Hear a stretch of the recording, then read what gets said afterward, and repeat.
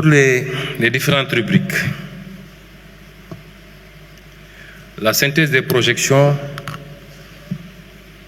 se décompose en mesures nouvelles et réalistes de génération de recettes publiques et leur potentiel budgétaire sur la période 2025-2028. Pour le financement endogène, je vous ai dit que le tableau, je vais citer pour chaque rubrique quelques lignes. Nous avons la ligne renforcement de la collecte des dividendes des entités publiques, sur laquelle nous attendons 27 milliards. Le Sénégal, en tout cas l'État, a été assez négligent dans le suivi de son portefeuille et de la collecte des dividendes dans toutes ses participations. Dans le secteur minier, par exemple, où on a minimum 10%, 15%, 20% de participation souvent, et dans beaucoup d'autres secteurs, comme le secteur portuaire, nous pensons qu'une action générera ce montant. Pour la renégociation des contrats stratégiques, nous nous projetons sur 884 milliards. Un travail consistant à corriger les déséquilibres constatés dans les conventions minières, pétrolières et industrielles, telles que les cimenteries, notamment en matière de redevances de fiscalité et de production déclarée. Elle inclut également le recouvrement des amendes issues des audits métrologiques et fiscaux. Pour la mobilisation de l'épargne nationale et de la diaspora, l'objectif c'est de capter les flux d'épargne disponibles sur le territoire national et auprès de la diaspora à travers la création de véhicules d'investissement. Il ne s'agit pas de dire aux gens de donner leur argent de manière philanthropique, mais de les intéresser à un certain nombre de projets structurants sur lesquels ils peuvent investir avec retour d'investissement. Nous nous projetons sur 135 milliards.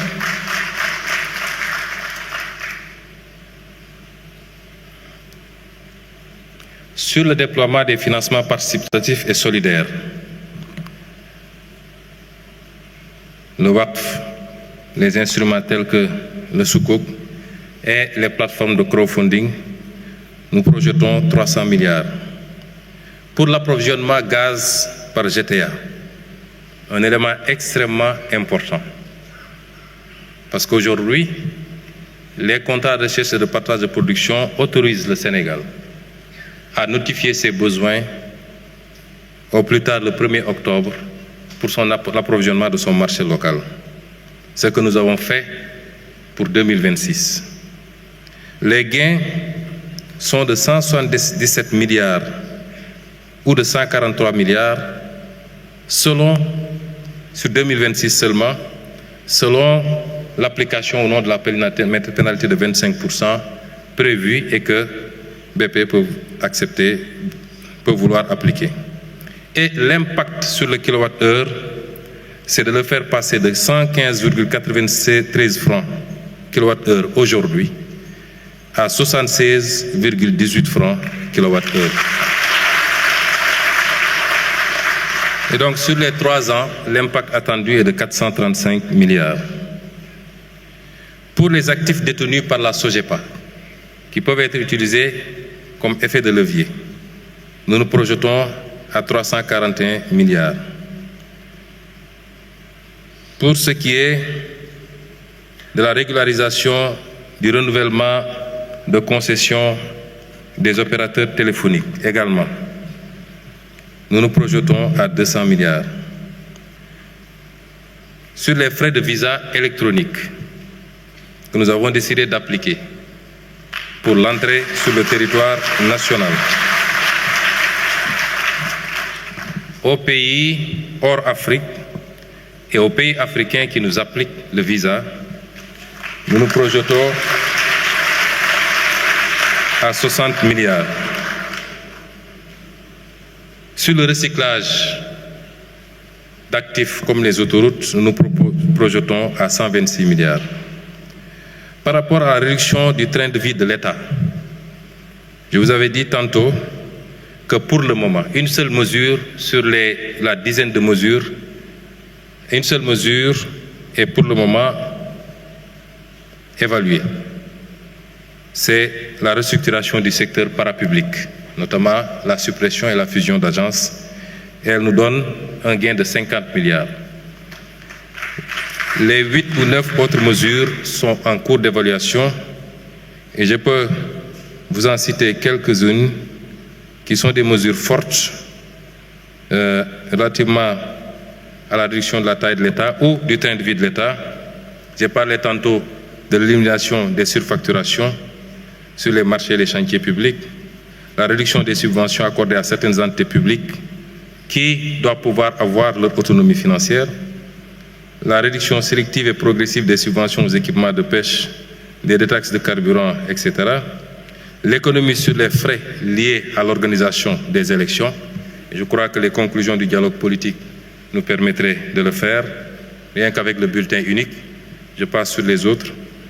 Le plafonnement de la masse salariale dans le secteur parapublic, puisque la loi organique portant sur les lois de finances a prévu le plafonnement, l'inscription chaque année dans la loi de finances, le plafonnement des salaires dans le secteur parapublic et au niveau des institutions et du secteur public.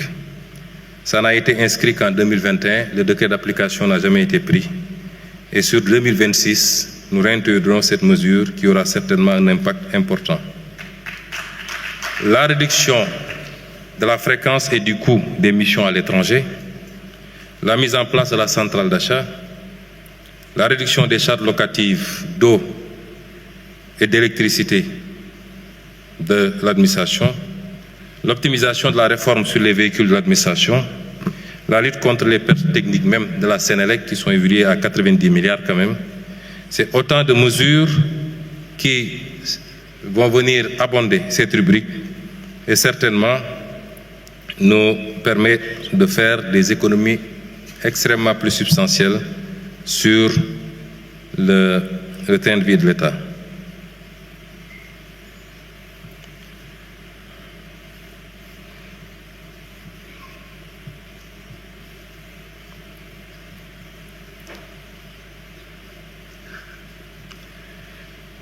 Donc après ce volet, sur le recyclage des actifs, nous nous projetons à 1519 milliards. J'ai parlé des actifs détenus par CGA, par SOGEPA.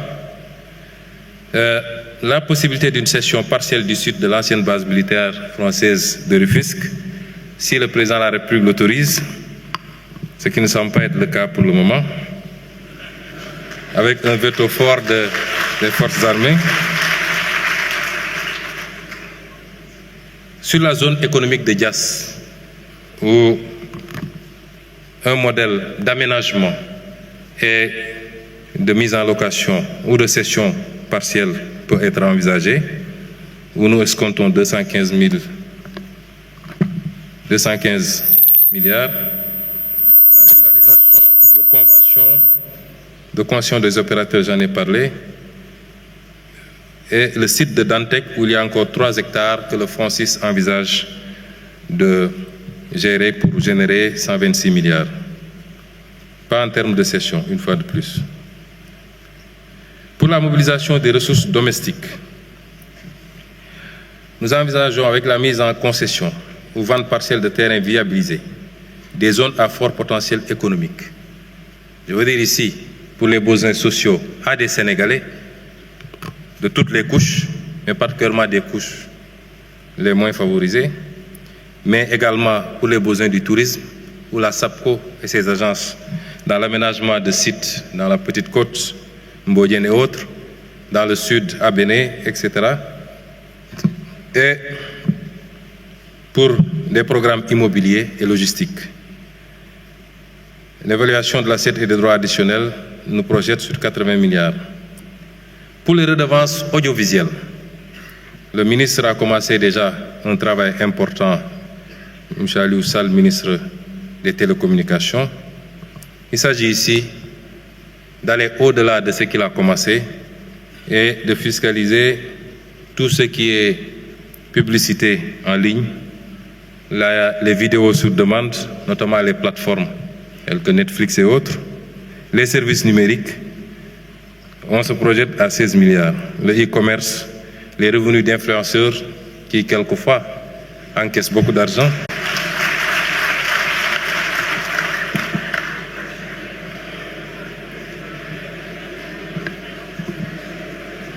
La taxation du mobile money.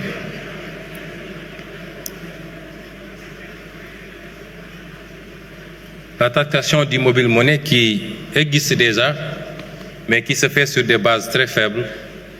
Nous avons beaucoup travaillé ces derniers jours avec la Direction générale des impôts, le ministère des Finances, le ministère des Télécommunications, pour aboutir à des bases beaucoup plus saines, sans pour autant que ça constitue un surenchérissement perceptible du coût des transferts, et l'État compte engranger 130 milliards sur les 3 ans.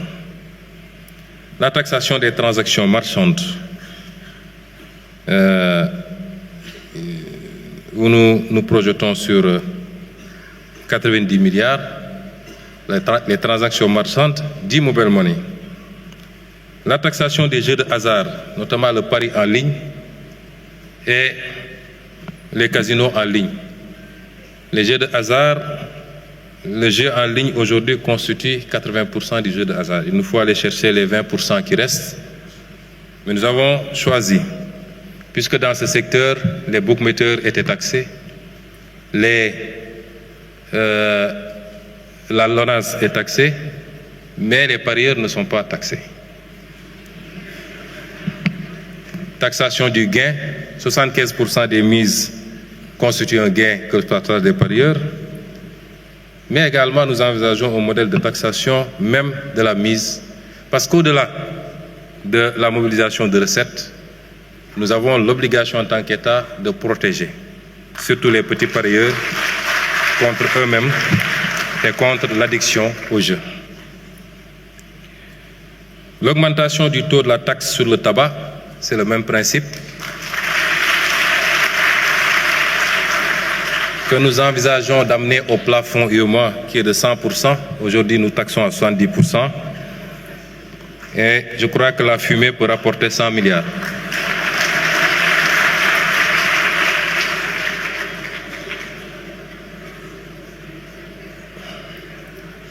Le relèvement de l'âge limite d'importation des véhicules de tourisme. C'est une forte demande de la diaspora. Ils seront satisfaits aussi bien pour les véhicules utilitaires, 8 à 10 ans, les véhicules supérieurs à 3 500, 10 à 15 ans, et la généralisation des droits d'accès sur les véhicules de transport et de marchandises. Ces 3 mesures doivent pouvoir rapporter un peu plus de 100 milliards.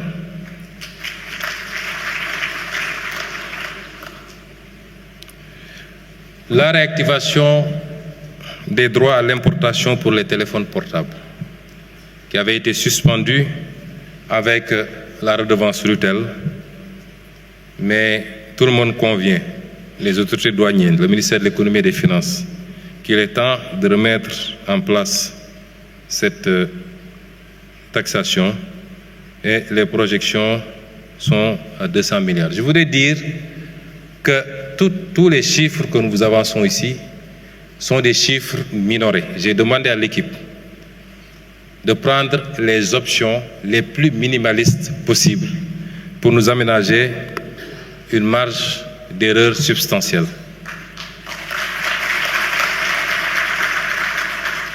La mise en place d'un programme de marquage fiscal qui permet de lutter évidemment contre la fraude sur les quantités, mais également de garantir un peu la qualité de la consommation. Donc des préoccupations de santé, où nous projetons 87 milliards. La réactivation du droit de sortie sur les exportations d'arachide et de la noix de cajou, 27 milliards et 15 milliards. Ici, c'est à la fois des soucis de collecte, mais également de protection de notre secteur industriel pour l'arachide, mais l'incitation également à la transformation locale. Et c'est là où nous attendons le secteur privé national. La modification de 10% des barèmes de loyer sur le domaine de l'État. L'État donne des baux, mais nous constatons que les taux contenus dans les barèmes sont extrêmement faibles et n'ont pas été révisés depuis 2011, si ma mémoire ne fourche pas. C'est des mesures qu'il faut, pas seulement sur le barème des loyers, mais également sur le barème des cessions définitives. Si l'État veut acheter un terrain d'un particulier, il l'achète au prix du marché. Mais si l'État vend un particulier, il vend 10 fois, 20 fois, 30 fois moins cher parce qu'il vend selon un barème, puisque l'État n'est pas censé faire des profits sur le foncier. Mais cet État-ci, qui a hérité d'un déficit de 119% et d'un déficit de 12%, est censé faire de l'argent. La régularisation massive des terres du domaine national. Nous avons travaillé avec M. Dia sur la possibilité de faire évoluer le PROCACEF, qui est un programme qui permet de régulariser les propriétaires allégués de terrain, particulièrement en zone rurale, mais ça se faisait presque gratuitement, mais on ne délivrait pas de droits ou de titres. L'instruction, c'est d'aller vers la délivrance de droits et de titres pour sécuriser les propriétés et permettre à ces gens-là non seulement de pouvoir sécuriser, mais de pouvoir même avoir un levier pour à faire prévaloir auprès des banques pour lever des fonds utiles à leur activité. Donc, la mise en concession de terrains viabilisés dans des zones à fort potentiel économique. Et enfin, l'introduction d'une fiscalité verte et bleue par l'instauration d'une taxe carbone, d'une surtaxe sur les véhicules anciens à forte émission de CO2, ainsi qu'une éco-contribution sur certains produits importés, où nous escomptons 306 milliards. Ça, c'est les recettes fiscales attendues de l'injonction des ressources. Ça, c'est les ressources du moins, et les recettes fiscales attendues, je vous l'ai dit, c'est 1062 milliards. Et au total, l'ensemble des ressources s'élèveront à 5667 milliards provisoirement, en attendant de continuer l'évaluation des autres mesures qui sont tout aussi importantes.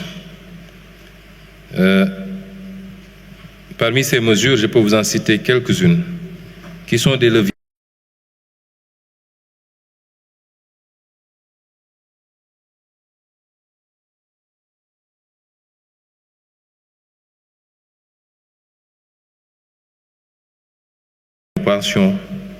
Les consignations, le capital assurance. L'objectif ici, c'est de remplacer la dette par l'equity et d'avoir plus de marge, puisque c'est des ressources longues. La révision du mode d'indexation de la prime fixe sur l'électricité, l'imposition d'une amende forfaitaire aux propriétaires d'immeubles n'ayant pas respecté la réglementation en matière de construction, notamment les ascenseurs, les parkings et autres. L'application effective des taxes sur les nouvelles conventions de pré-projet, puisque les montants sont libellés tout le temps en TTC. Je vous ai cité tout à l'heure les mesures pour le train de vie de l'État. Je les saute donc. Je vais sauter, je vous donne quelques échantillons.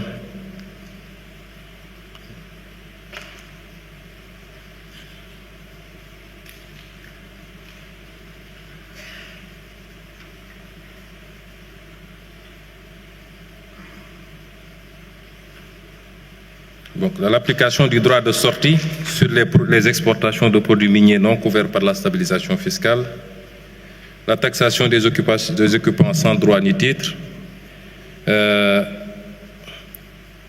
la traque et la sanction des fausses quittances, des faux certificats de taxes, des certificats recyclés. Nous sommes en train de faire ce travail sous la supervision du président de la République. Je ne vous en dirai pas davantage puisqu'il est en cours, mais la lutte et la compression de la fraude sur ces aspects-là va générer énormément de ressources. J'ai parlé de la